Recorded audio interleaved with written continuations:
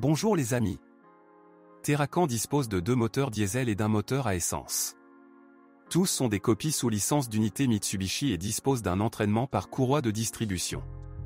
Le marché secondaire est dominé par les modèles équipés d'un turbodiesel de 2,5 litres, des 4 BH, d'une puissance de 103 ch. En Occident, le 4 cylindres 2.9 CRDI, J3CR, développant 150 chevaux, était très demandé, et après restylage, 163 ch. Le haut de gamme V6 essence de 3,5 litres, G6EU, à injection distribuée développait 194 ch et était disponible sur presque tous les marchés. Le 2.5 TD utilise un système d'injection à chambre tourbillonnaire. Le moteur est considéré comme fiable et omnivore, mais il est trop faible pour une si grosse voiture. L'accélération jusqu'à 100 km/h prend 20 secondes. Il faut donc souvent le tordre. En fin de compte, cela a un effet néfaste sur la longévité du turbodiesel. Ainsi, avec un kilométrage élevé, le moteur commence souvent à consommer de l'huile. Le remplacement des anneaux et des doublures sera nécessaire. À cela s'ajoutent des épisodes de rotation des chemises, de destruction du vilebrequin, voire des fissures dans les cylindres. La surchauffe est également courante, en raison d'une défaillance du viscocoupleur du ventilateur, du thermostat ou d'un tuyau éclaté du système de refroidissement.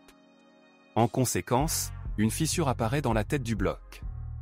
Après 200 à 300 000 km, le joint de culasse peut tomber en panne.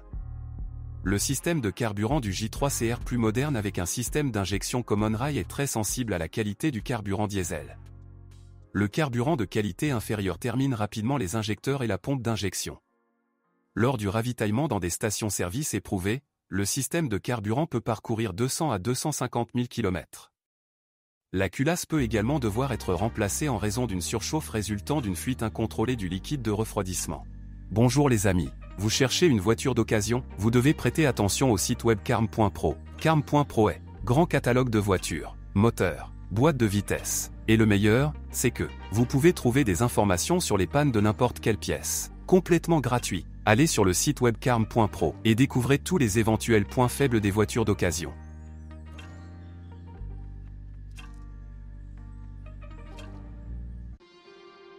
De plus, il existe des cas de roulement qui tournent et de rupture de bielle.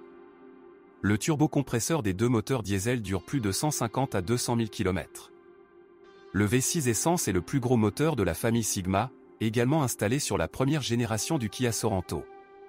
Ses avantages, performance attractive, conception simple, bloc fonte et bielle en acier forgé, facilité d'installation du GPL. Il n'y a qu'un seul inconvénient sérieux, une consommation de carburant très élevée. En règle générale, le moteur phare ne soulève pas de questions. Le moteur était associé soit à une manuelle à 5 vitesses, soit à une automatique à 4 vitesses. Les versions essence étaient équipées exclusivement d'une transmission automatique. La transmission manuelle est très fiable. Mais le volant bimasse du Terracan avec transmission manuelle et 2,9 CRDI doit parfois être remplacé après 100 à 150 000 km.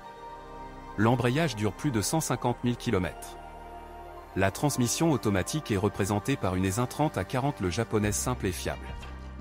Les problèmes ne surviennent qu'après 200 à 250 000 km.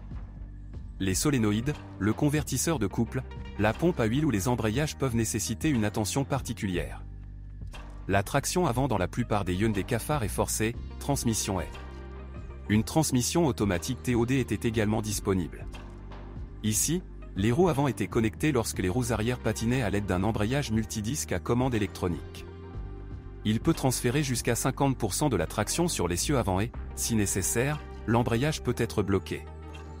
Le type de transmission peut être facilement déterminé par le commutateur de mode de fonctionnement. Sur les modèles avec E, vous trouverez un interrupteur à 3 positions, 4L et 4H2H, et avec TOD un interrupteur à 2 positions, AUTO et LOW. Certains exemplaires sont équipés d'un différentiel à glissement limité, LSD, sur l'essieu arrière en option. Des versions à propulsion arrière étaient également proposées, uniquement avec des moteurs diesel. Dans ces modifications, le cadre n'a pas de traverse avec support de montage pour l'essieu avant. Les dysfonctionnements du système de transmission intégrale après 150 000 à 200 000 km sont assez courants, surtout si vous pétrissez régulièrement la saleté. Par exemple, la vanne de raccordement de l'essieu avant tombe en panne ou l'entraînement électrique de la boîte de vitesse commence à se mettre en grève. De plus, la chaîne de transmission s'est tirée. Dans la transmission automatique TOD, l'embrayage électromagnétique et les embrayages devront peut-être être remplacés. Après 200 à 250 000 km, les arbres de transmission devront probablement être reconstruits. Les croix d'arbres et le joint homocinétique du cardan avant s'usent. Il est à noter que le renouvellement régulier du lubrifiant, injection, contribuera à prolonger la durée de vie des arbres à cardan. Des graisseurs sont prévus ici à cet effet. À un âge avancé, les ponts bruyants attireront également l'attention. Le plus souvent, vous pouvez vous contenter de remplacer les roulements. La conception de la suspension du Hyundai Terracan est similaire à celle utilisée dans le deuxième Pajero. L'essieu avant est doté de double triangle avec barre de torsion et l'essieu arrière est doté d'un essieu continu avec ressort. Les éléments du châssis sont assez solides et ont une bonne durée de vie. Les barres de torsion doivent être ajustées périodiquement et après 150 à 200 000 km, elles s'affaissent. Au bout d'un moment, les ressorts arrière cèdent également. La direction utilise une boîte de vitesse. Le bras pendulaire du boîtier de direction doit souvent être remplacé après 20 000 km. Les bagues se cassent et un coup apparaît. Après 200 à 250 000 km, une fuite dans le joint supérieur de la boîte de vitesse ou un jeu critique dans le mécanisme est parfois détecté. Après 150 000 à 200 000 km, les roulements de la pompe de direction assistée peuvent bourdonner ou des forces étrangères peuvent apparaître sur le volant. Après 7 à 10 ans, les conduites du système de freinage doivent également être remplacées. Les tubes rouillent et les durites se cassent. Dans de nombreux exemples, des traces de corrosion peuvent déjà être trouvées sur le cadre et la carrosserie. Le numéro VIN, situé sur le cadre derrière la roue arrière droite, nécessite une attention particulière. Si la corrosion le détruit, la réimmatriculation du SUV deviendra impossible. Endroit privilégié pour la rouille sur la carrosserie, la porte du coffre, le bas des portes et le capot, le cadre du pare-brise, les bas de caisse, les passages de roues et les points de fixation du pare-choc. Les taches rouges peuvent être cachées sous diverses garnitures et moulures. La peinture carrosserie est très sensible aux rayures. Il convient de noter que le degré de protection contre la corrosion dépend du marché de destination. Le niveau maximum est prévu pour les pays d'Europe du Nord et pour la Russie et la Corée, le niveau moyen. Vous pouvez déterminer la profondeur du traitement en usine en déchiffrant le VIN. Les matériaux de garniture intérieure ne sont pas non plus durables.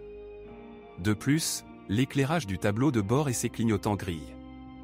Avec l'âge, les dysfonctionnements de l'ABS sont inévitables.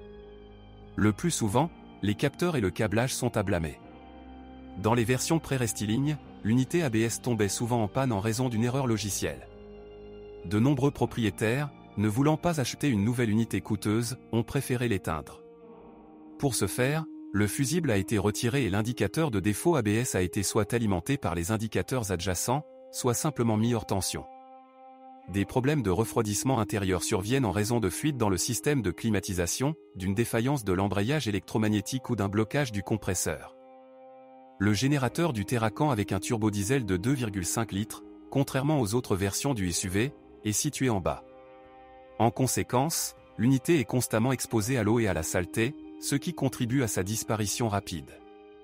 Si vous connaissez d'autres dysfonctionnements de modèle, assurez-vous d'en parler.